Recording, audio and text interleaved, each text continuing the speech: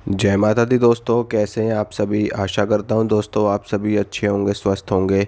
दोस्तों आज मैं आपको ये बताऊंगा कि अगर आपके मन में हर समय ओम नमः शिवाय का जाप अपने आप चलता रहता है तो इसका क्या कारण है, ऐसा क्यों होता है। इसी विषय पे मैं आज आपको जानकारी दूंगा, तो वीडियो को लास्ट तक देखना दोस्तों। और अगर आपको वीडियो अच्छा लगता है तो लाइक करना, वीडियो को शेयर करना और चैनल को सब्सक्राइब किए बिना मत जाना। तो चलिए दोस्तों शुरू करते हैं। देखिए दोस्तों, जब भी हम किसी भी पूजा को करना शुरू करते हैं, मान लीजिए आप प्रतिदिन हनुमान चालीसा का पाठ करते हैं।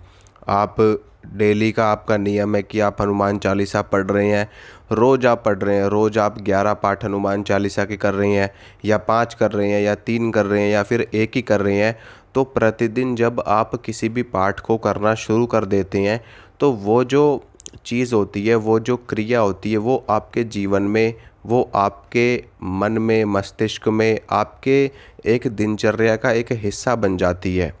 यानी कि अगर आप मान लीजिए आप रोज़ पढ़ रहे हैं, रोज़ पाठ कर रहे हैं, तो रोज़ पढ़ते पढ़ते वो चीज़ आपके मन और मस्तिष्क में इस हद तक वो चीज़ बैठ जाती है, इस हद तक वो चीज़ रम जाती है। फिर उसके बाद में अगर आप नहीं भी पढ़ते ना तो भी वो चीज़ अपने आप उस टाइम पर शुरू हो जाती है आपके मन में, आपके अवचेतन मन में। क्योंकि हमारा जो अवचेतन मन है वो हमेशा सक्रिय रहता है, हमेशा जागृत रहता है। एक तो ये हमारा मन है जिससे हम 100 तरह की चीज़ें सोचते हैं, 100 तरह की बातें हमारे मन में आती हैं, विचार आते हैं, मस्तिष्क में आते हैं। लेकिन एक अवचेतन मन होता है जो हमेशा जागृत रहता है। तो जो भी आध्यात्मिक क्रियाएं होती हैं, अवचेतन मन उन चीज़ों को सबसे ज़्यादा ग्रहण करता है।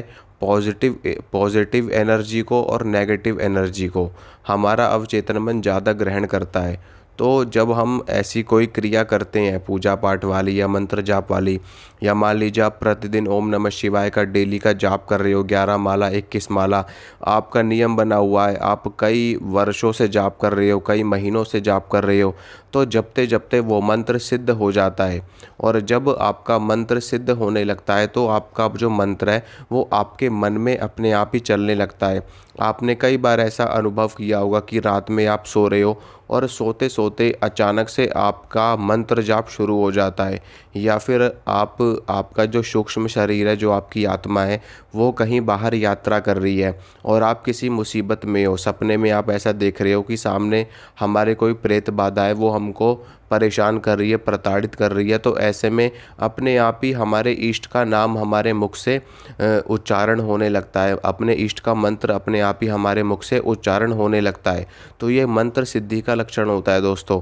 तो जब भी आपका मंत्र सिद्ध हो जाता है तो आपका मंत्र आपका जो अवचेतन मन है, जो आपका सूक्ष्म शरीर है, वो उस चीज़ को ग्रहण कर लेता है सदा सर्वदा के लिए, और वो जो जाप होता है वो अपने आप ही चलना शुरू हो जाता है।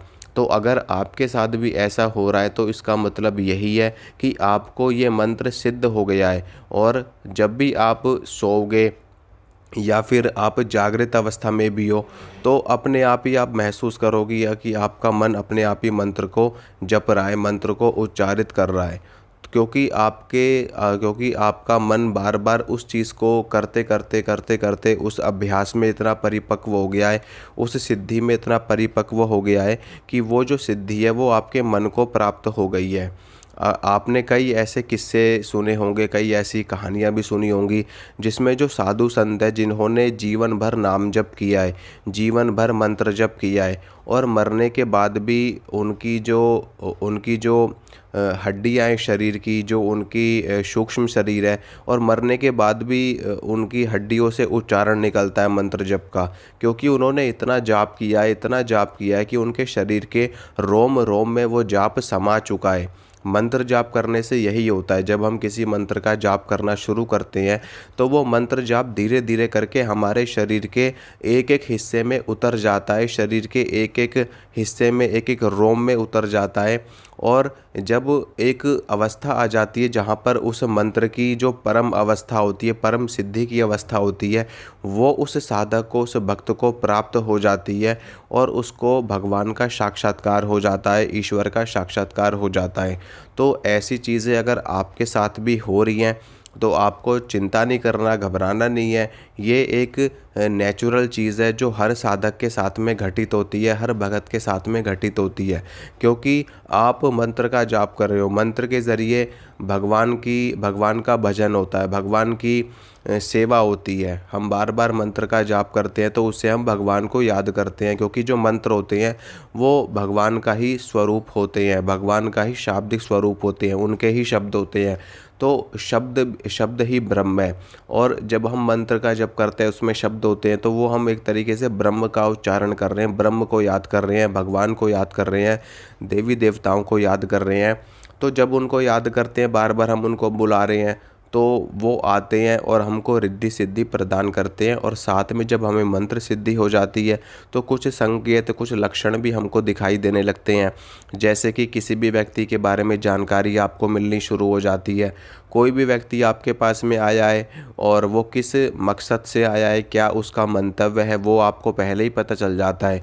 इसके अलावा कोई घटना घटित होने वाली, कोई अच्छी घटना, कोई बुरी घटना, उसके बारे में आपको पहले ही आभास हो जाता है। आप किसी स्थान पर गए हो जहाँ पर भूत प्रेतों का वास है, नेगेटिविटी का वास है, वहाँ पर आपका खड़े होने का मन नहीं करेगा बिल्कुल भी।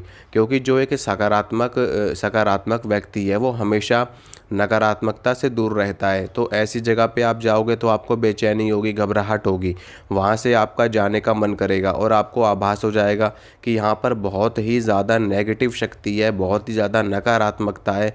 उस जगह का, उस घर का आप पानी भी पीना पसंद नहीं करोगे, क्योंकि आपका मन वहाँ पर आपको संकेत देना शुरू कर देता है। आपकी जो शक्तियाँ हैं, जो सिद्धियाँ हैं, वो आपको संकेत देना शुरू कर देती है कि यहाँ पर बहुत ज़्यादा अशुद्धता है, अपवित्रता है, नकारात्मकता है। तो वहाँ पर आप बिल्कुल भी रुकोगे ही नहीं। इसके अलावा आपके परिवार में कोई घटना घटने वाली, किसी व्यक्ति की मृत्यु होने वाली है, उसके बारे में आपको पहले ही आभास होना शुरू हो जाता है। आप उदास रहना शुरू कर दोगे, आपको कुछ भी अच्छा नहीं लगेगा, उस व्यक्ति की याद आपको बहुत ज़्यादा आएगी, बार बार उस व्यक्ति से बात करने का मन करेगा। तो ये सारे जो संकेत होते हैं ये हमको पहले से ही मिलना शुरू हो जाते हैं जब कोई मंत्र हमें सिद्ध हो जाता है। और सबसे बड़ा लक्षण तो यही है कि जब मंत्र सिद्ध हो जाता है तो मंत्र का जाप अपने आप ही हमारे मन ही मन में होता रहता है।